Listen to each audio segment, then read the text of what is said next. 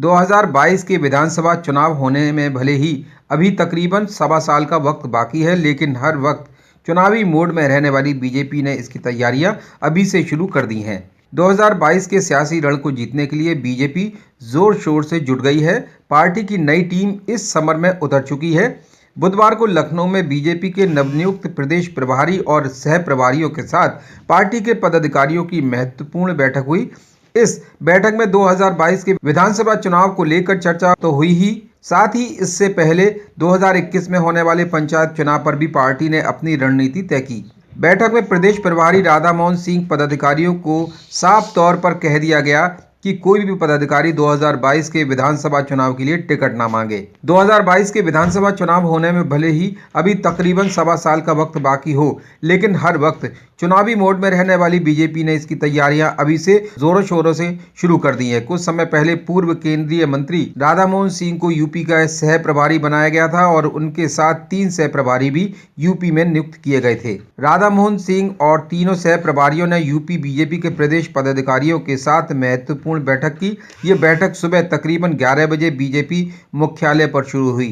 बैठक में प्रदेश बीजेपी के लगभग 50 पदाधिकारी शामिल हुए। बैठक में जिन महत्वपूर्ण बिंदुओं पर चर्चा हुई, उनमें अब तक किए गए संगठन के कामों की समीक्षा की गई। 2022 के चुनावों को लेकर बीजेपी ने अपनी रणनीति में भी बदलाव किया है।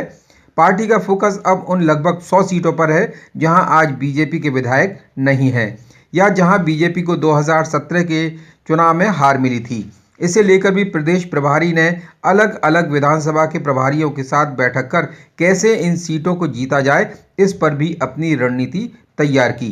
वहीं 3 दिसंबर से यूपी के प्रभारी प्रदेश अध्यक्ष और प्रदेश संगठन महामंत्री अलग अलग जिलों में प्रवास पर रहेंगे और वहां नए बनाए गए मंडल अध्यक्षों की वर्कशॉप की जाएगी। ये कार्यक्रम भी तय किया गया।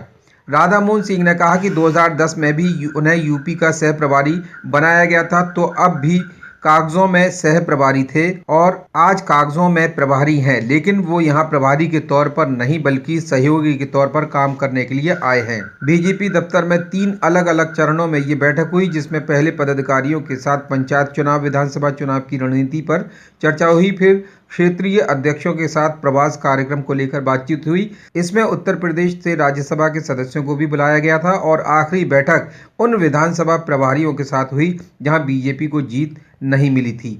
2022 के चुनाव से पहले उत्तर प्रदेश में 2021 में पंचायत के चुनाव होने हैं और बीजेपी कोशिश में है कि पंचायत चुनाव में भी ज़्यादा से ज़्यादा सीटें जीतकर विधानसभा चुनाव से पहले पार्टी के पक्ष में माहौल बनाया जाए।